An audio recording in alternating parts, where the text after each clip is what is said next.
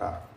முதலாவது மார்க் 4ஆம் அதிகாரம் 35 41 முடிய உள்ள வசனங்கள் என்னென்ற அந்த சூழ்நிலையை உங்களுக்கு சொல்லிவிடுறேன். நிச்சயமாக இந்த சூழ்நிலையை உங்கள் எல்லாருக்கும் தெரியும். ஏசப்பா காற்றையும் கடலையும் அதட்டினார் என்பதை குறித்து பார்க்க போகிறோம். நம்ம எல்லாருக்கும் தெரிஞ்சது போல் அவர் ஊழியத்தை முடிச்சுட்டு கப்பலில் புறப்படுறாரு. புறப்பட்ட சிறிது நேரத்தில் காற்றும் கடலும் கொந்தளித்து படகு அமிழத்தக்க தண்ணீர் படகை மோதுகிறது.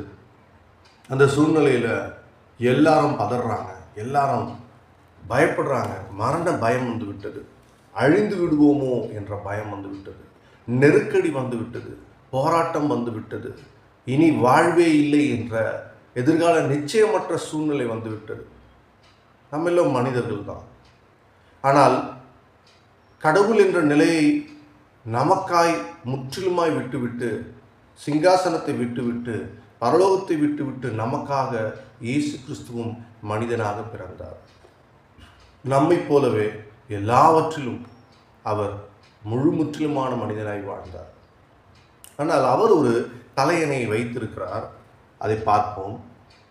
மார்க் 4:38. கப்பலின் பின்னணையத்தில் அவர் தலையணையை வைத்து நித்திரையாயிருந்தார்.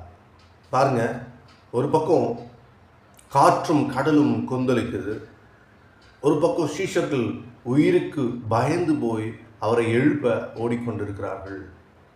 கப்பல் அப்படி தூக்கி போட்டுட்ருக்கு.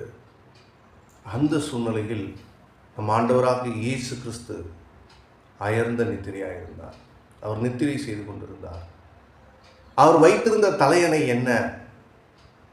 அவர் வைத்திருந்த தலையணை என்பது ஒரு உலக பிரகாரமான ஒரு பிசிக்கலான ஒரு பொருளை குறித்து நான் பேச வரவில்லை. அவர் வைத்திருந்தது தேவனுடைய பரிசுத்த நீதி. அவர் வைத்திருந்த தலையணை தேவனுடைய பரிசுத்த நீதியாக இருக்கிறது. இரண்டாவதாக அவர் வைத்திருந்த தலையணை வானத்தையும் பூமியும் படைத்த சர்வ வல்லமையுள்ள தேவன் என்னுடைய சொந்த தகப்பன் என்ற அந்த உண்மையான சூழ்நிலையை விசுவசித்த தலையணையாக இருக்கிறது. வானத்தையும் பூமியும் படைத்த தேவனுடைய கரத்திற்குள் நான் இருக்கிறேன். என் தகப்பனுடைய வல்லமையை மீறி செயல்பட இந்த பூமியில் ஒன்றுக்கும் அதிகாரம் இல்லை என்பதை நன்கு உணர்ந்த இயேசு கிறிஸ்து. அவர் பயந்திருந்தால் தகப்பன்